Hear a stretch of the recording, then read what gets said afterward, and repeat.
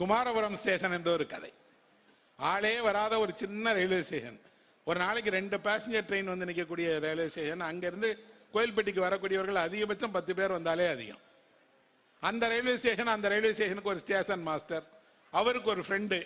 அங்கிருந்து கோயில்பட்டிக்கு வரக்கூடிய ஒரு பகல் நேர பேசஞ்சர் ரயிலில் ஏறுறதுக்காக 4 பசங்களும் ஒரு பெரியவரும் அந்த ரயில் நிலையத்துக்கு வராங்க.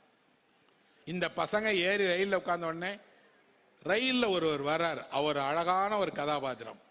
அவர் வந்து திருநெல்வேலி ஜங்ஷனில் ஹோட்டல் நடத்தக்கூடிய ஒருவர்.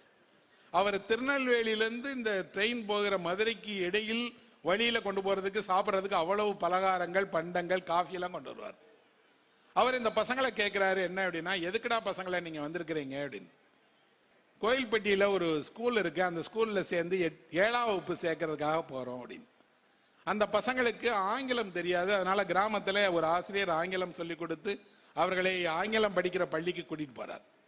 அந்த பசங்க ரயிலில் பேசிக்கொள்கிற விதம், ரயிலில் அவர்களுக்கு இடையில நடக்கிற உரையாடல், அதுல ஒரு அழகான வரியை அழகர் சாமி எழுதியிருக்கிறார். என்னன்னா, யாரெல்லாம் குழந்தைகளை அக்கறையோடு பார்த்துக் கொள்கிறார்களோ அவர்களெல்லாம் தகப்பன் என்றால் ஆசிரியர்களும் தகப்பான் தான் இல்லையா அப்படின்னு எழுதியிருக்கிறார். வந்து இறங்கினால் அங்கே இருக்கக்கூடிய ஒரு போர்ட்டர் அவர்களை கூட்டிகிட்டு போய் சாப்பாடு கொடுத்து தங்க வச்சு பள்ளிக்கூடத்துக்கு கூட்டிகிட்டு போய் அவங்க கலந்து கொள்ளக்கூடிய பரீட்சையை எழுத வைத்து அவர்களுக்கு தேர்வுக்கான இடம் கிடைக்க வைக்கிறார்.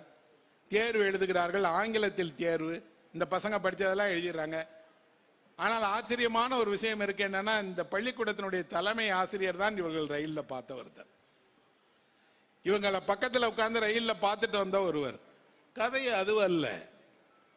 சின்ன ஊர்ல இருந்து முறையா படிக்கிறதுக்கு ஒரு நகரத்துக்கு வரக்கூடிய மாணவர்கள், அவர்களுடைய தடுமாற்றம், ஆங்கிலம் தெரியாவிட்டால் நாம எப்படி போய் அந்த பள்ளிக்கூடத்தில் சேர்றதுன்னு தெரியாத குழப்பம், அதுக்கப்புறம் தன்னம்பிக்கையோடு அவர்கள் நடந்து கொள்கிற விதம், அவர்களுக்கு ஒரு உணவு அடிக்கக்கூடிய ஒரு போர்ட்டர், எத்தனை எத்தனை எத்தனை எத்தனை இந்த கரிசல் மண்ணினுடைய அசலான மனிதர்களை அவர் எழுதியிருக்கிறார்.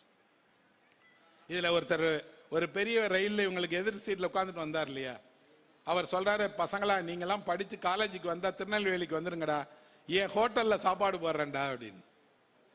அப்போ அவர்கிட்ட கேட்குறாங்க, ஐயா உங்க ஹோட்டல்ல சாப்பிட்ட எல்லாரும் கணக்கு வச்சு கொடுத்துருவீங்களான்னு. சில பசங்க கொடுப்பாங்க, சிலரால கொடுக்க முடியாது. கொடுக்காட்டா என்னையா படிக்கிறவனுக்கு சாப்பாடு போடுறது தப்பா அப்படின்னு கேட்கிறார். இந்த கதையில் ஓடக்கூடிய ஹோட்டல் ஓனர் சொல்றாரு, அப்படியெல்லாம் அறத்தோடு தான் வேலை செய்யணும், அறத்தோடு தான் தொழில் நடத்தணும், அறத்தோடு தான் உணவகம் செய்யணும்னு சொல்றார்.